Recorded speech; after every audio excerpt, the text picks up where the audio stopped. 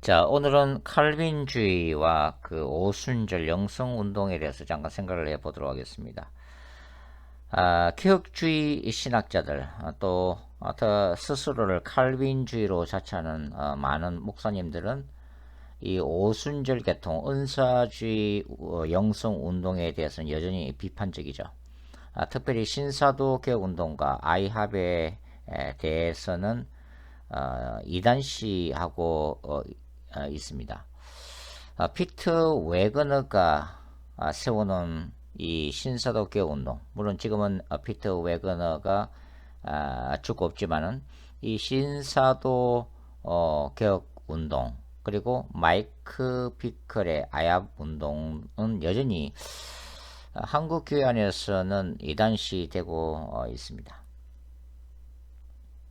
자, 이러한 운동들이 극단적인 신비주의 운동이라고 이제 비판을 받고 있는 거죠. 그리고 비성경적인 운동이라는 것이 개혁주의 진영의 설명입니다.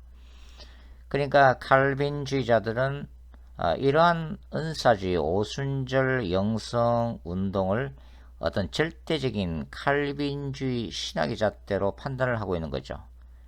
그리고 그 기초 위에서 이러한 은사주의 오순절 운동에서 찾아볼 수 있는 수많은 문제점들을 구체적으로 공격을 하고 있다고 하는 것입니다.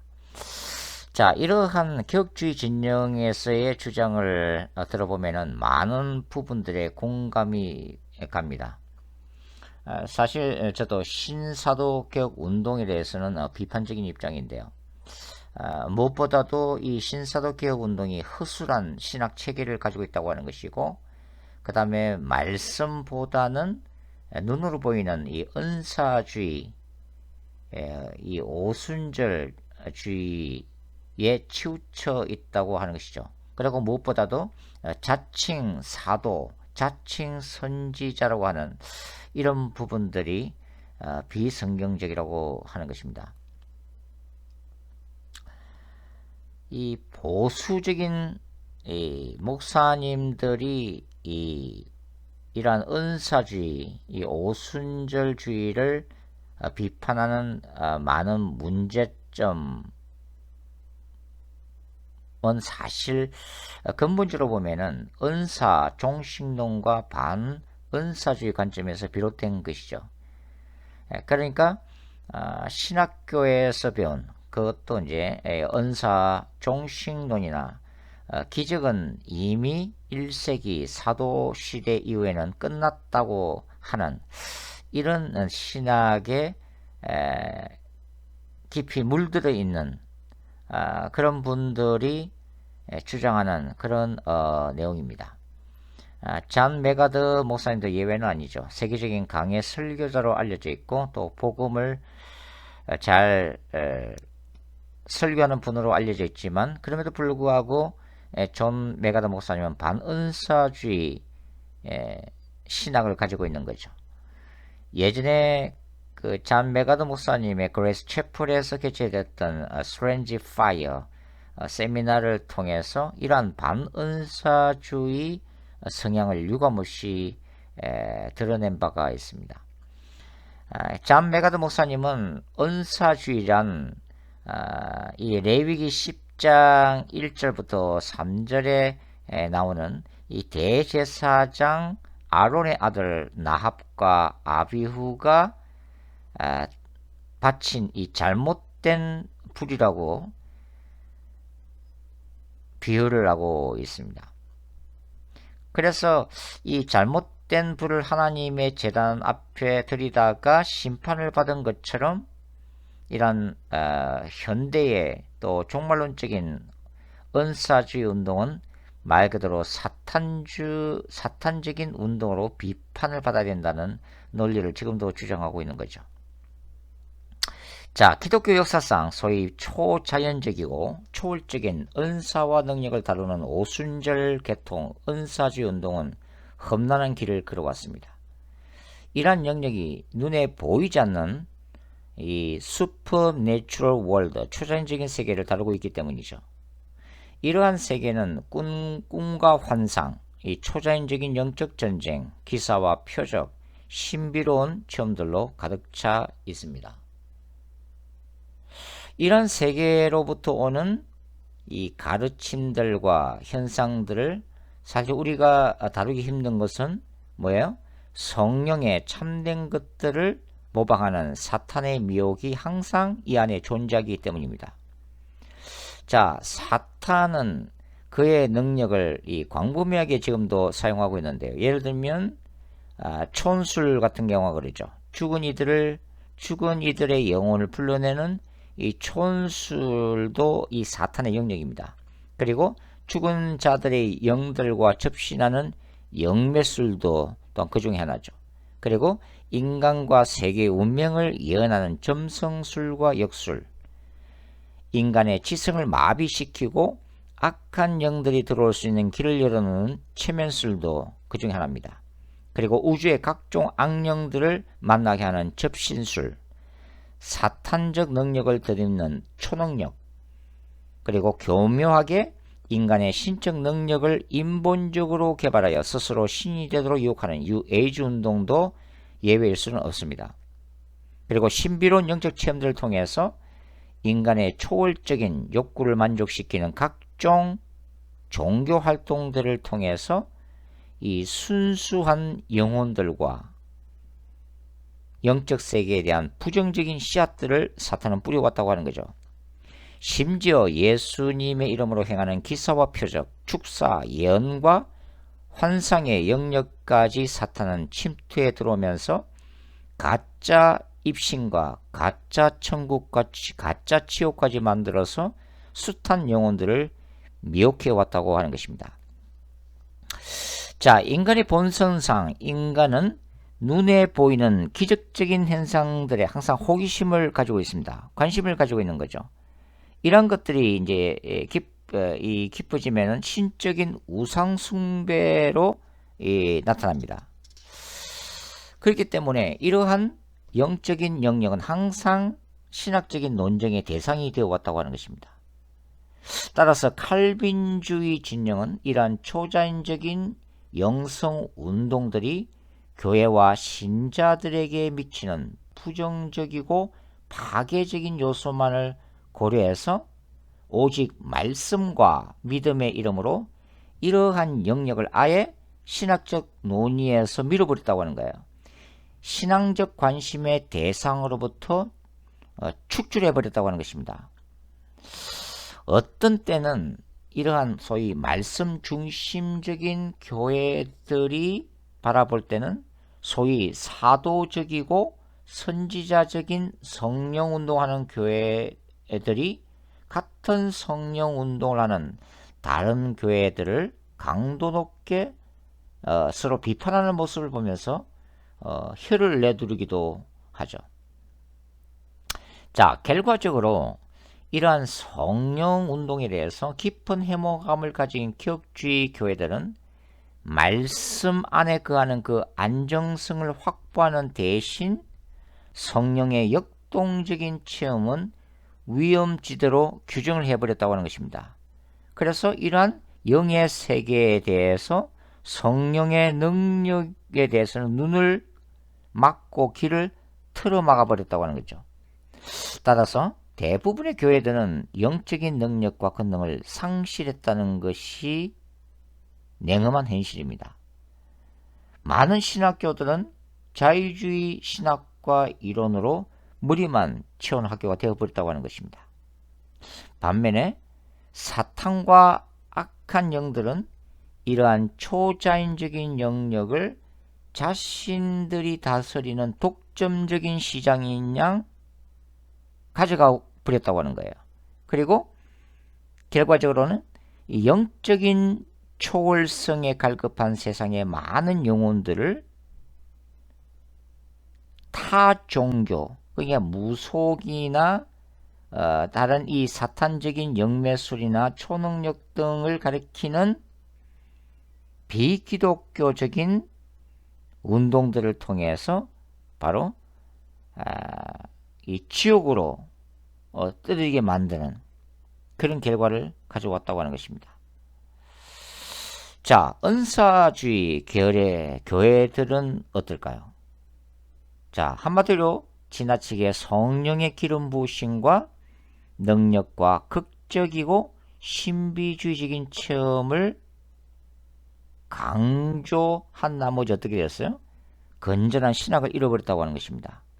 깊은 말씀을 잃어버렸다고 하는 거죠. 그래서 이런 신학과 말씀이라고 하는 한계를 벗어나서 미혹과 변질이라는 위험지대를 활보하게 되었다는 거예요.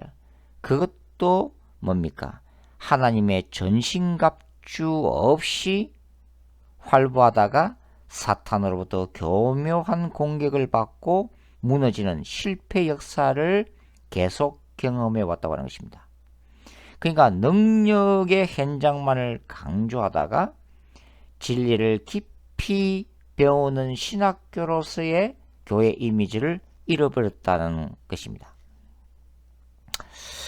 자, 성령의 권능만을 강조하고 영분별의 기초가 되는 이 말씀과 건전한 신학을 내동댕이 치는 것도 문제지만 그 반대로 뭐예요? 이승과 말씀의 신학만을 강조한 나머지 교회의 영이신 성령님의 역동적인 활동을 제한하고 더 나아가서 성령의 역사마저 사탄적인 활동으로 이 비판하는 것은 더 큰 문제라고 하는 것입니다.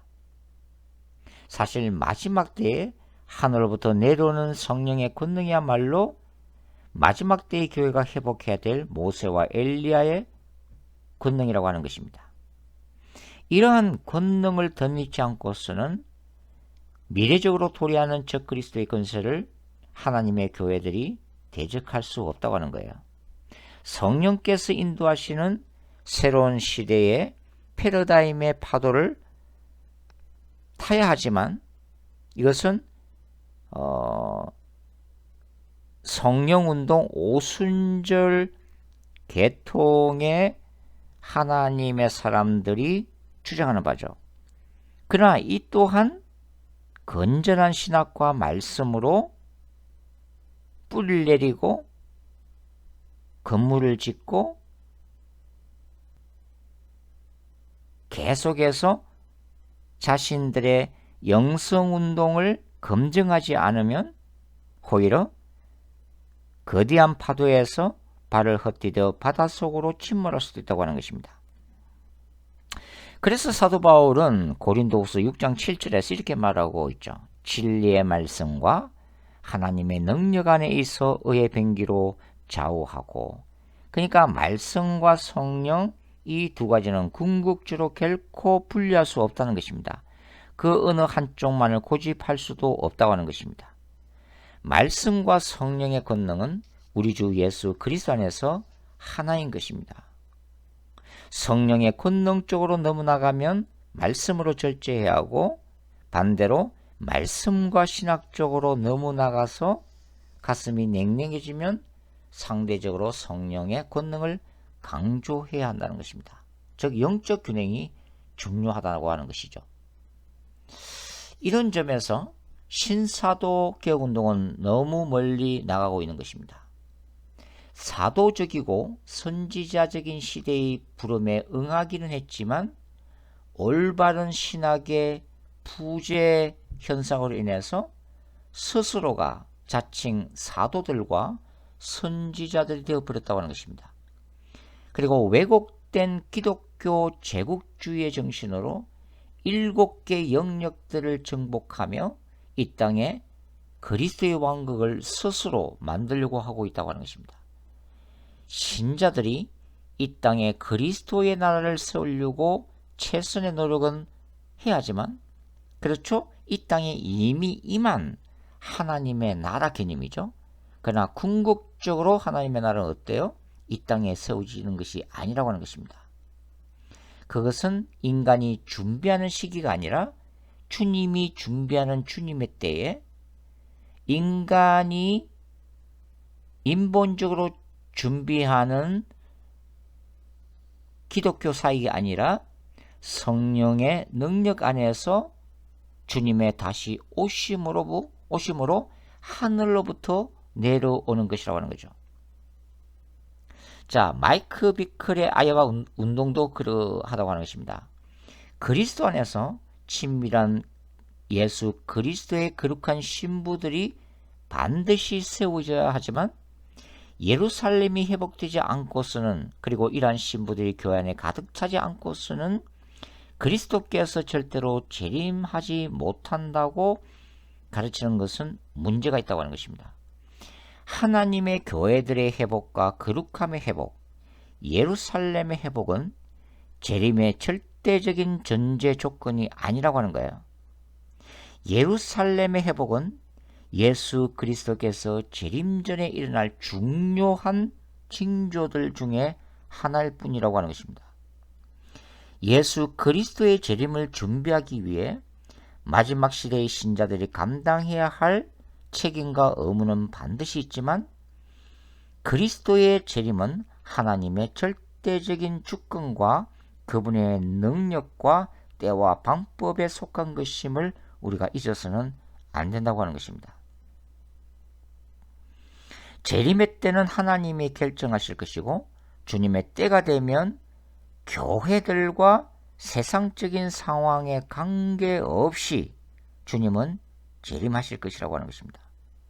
다만 주님의 거룩한 신부들이 좀 더 준비되도록 세상의 영혼들이 더 많이 회개할 때를 주님은 지금도 기다리시며 인내하심은 분명한 사실이죠. 여러분, 아이합의 일부 가르침대로 주님과의 깊은 친밀감의 차원에까지 들어간 그리스도의 신부들에 대한 중요성은 이해가 되죠. 그러나 이러한 차원에까지 들어간 소위 소수의 영적 엘리트 집단만이 하나님의 나라에 들어가는 것도 아니라는 것입니다. 주님의 보호자로부터 나오는 마지막 시대의 진리들과 계시를 받아 누리는 선지자적인 기름 부으심도 필요하지만, 이러한 기름 부으심만으로 하나님의 나라에 들어가는 것도 아니라고 하는 거예요. 주님의 나라는 순수한 믿음과 거듭난 신자들, 오직 예수만을 죄로부터의 구원자, 삶의 왕으로 고백하는 믿음의 사람들이 들어갈 것이라고 하는 것입니다. 여러분, 아이합이 하나님의 임재를 체험하고 예언의 음성을 들을 수 있는 장소임에는 부인하지 않지만, 오직 아이합만이 그런 곳으로 선택받은 장소도 아니라고 하는 거예요. 아이합을 특별한 계시의 장소로 생각하는 신자들이 많아질수록 아이합에 갔어야만이 하나님의 깊은 친밀감을 누릴 수 있다고 생각하는 신자들이 많아질수록, 아이합만이 하나님의 임재를 경험하는 장소라고 생각하는 신자들이 많아질수록 아이합의 미래는 역설적으로 어두워질 수밖에 없다고 하는 것입니다. 그것은 교만의 영이 들어온다고 하는 거예요. 교만은 필연적으로 사탄의 역사를 끌어들이고 미혹은 불법과 타락으로 끝이 날 수도 있기 때문입니다. 예언의 회복이 마지막 때에 필요하지만, 아이합처럼 캔사스 시리의 예언자들과 마지막 시대의 예언들을 너무 과신해서도 안 된다고 하는 것입니다. 얼마든지 왜곡되고 변질될 수 있는 것이 바로 예언의 세계이기 때문이죠. 아이합은 올바른 신학을 정립하고 더욱더 말씀으로 돌아가야만 한다고 하는 것입니다.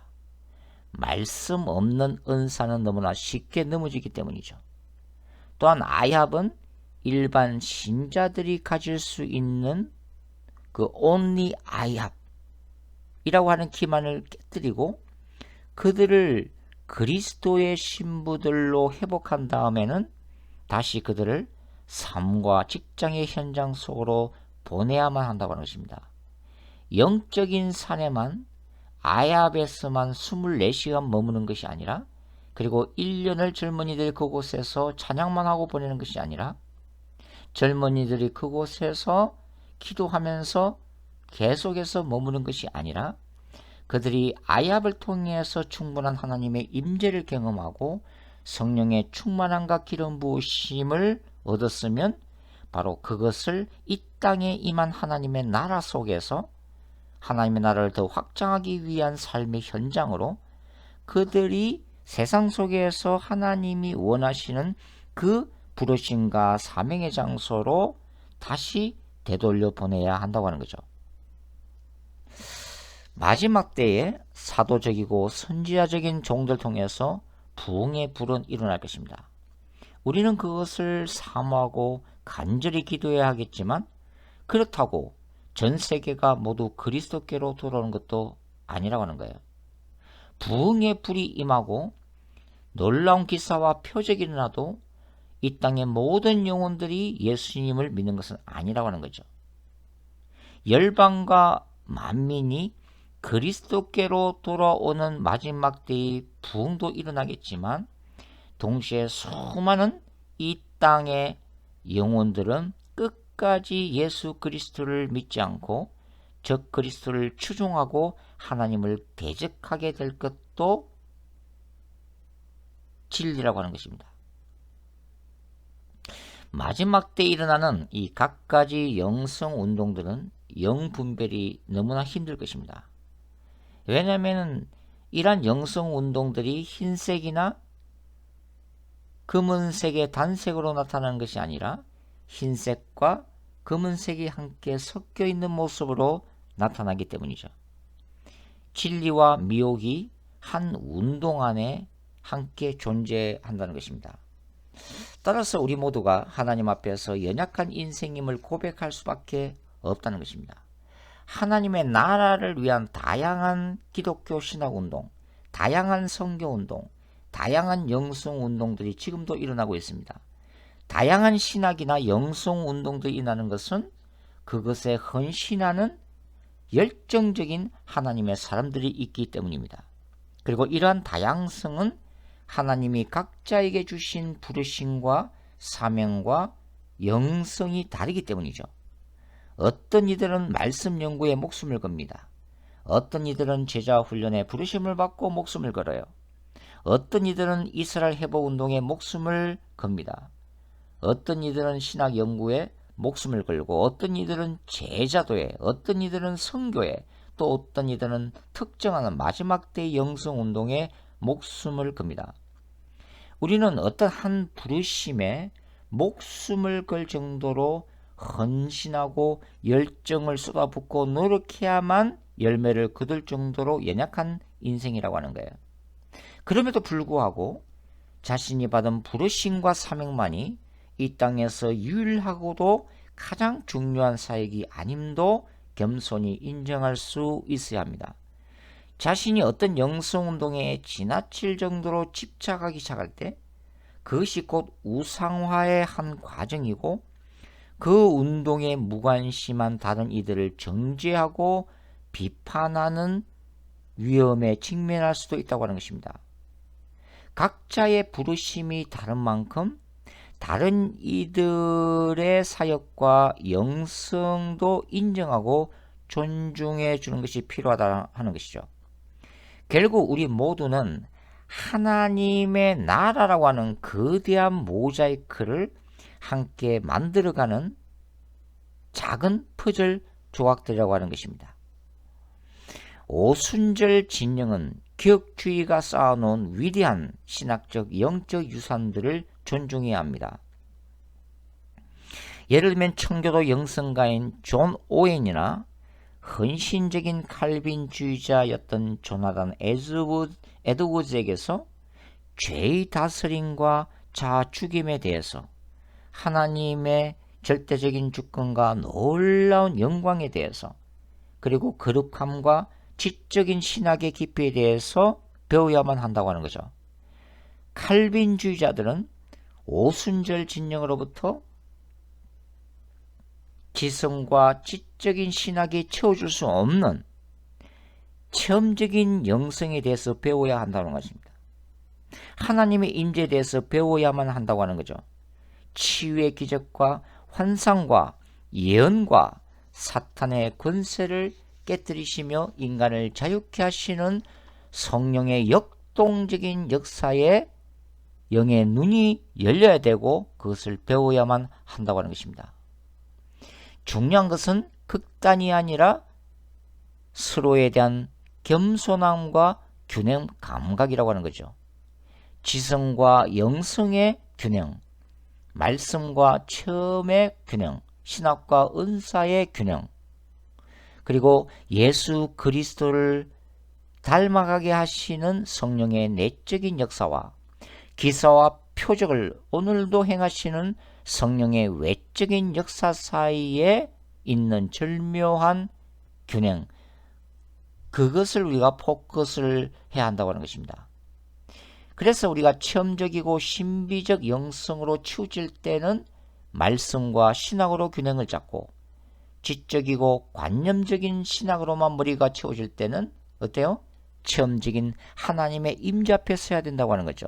그래서 그 불같은 성령의 역사심을 통해서 뜨거움을, 우리의 가슴 속에서 식어버린 그 뜨거움을 다시 회복해야 한다고 하는 것입니다. 참된 성령 충만이란 지적인 충만함과 영적인 충만함이 함께하는 상태인 것이죠.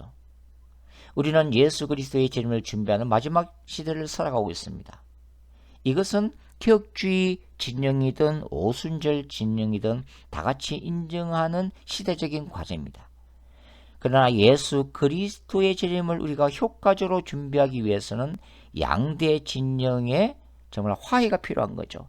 서로의 신학과 서로의 영성을 인정해주고 존중해주는 그것이 필요하다고 하는 거죠. 그래서 각자에게 있는 강점은 더욱더 살려나가고 자신에게 있는 부족함은 상대방으로부터 배워서 채워나가는, 바로 그런 것들이 이 땅에 이루어질 때 바로 기독교는 예수 그리스도의 재림을 더욱더 하나님의 뜻 안에서 효과적으로 준비하고 마지막 때의 과제를 성령 안에서 진리 안에서 수행할 수 있다고 하는 것입니다. 자, 오늘은 간단하게 이 오순절 진영과 칼빈주의 진영에 대해서, 그 균형에 대해서 말씀을 드렸습니다. 또 다음 시간에 다시 뵙도록 하겠습니다. 감사합니다.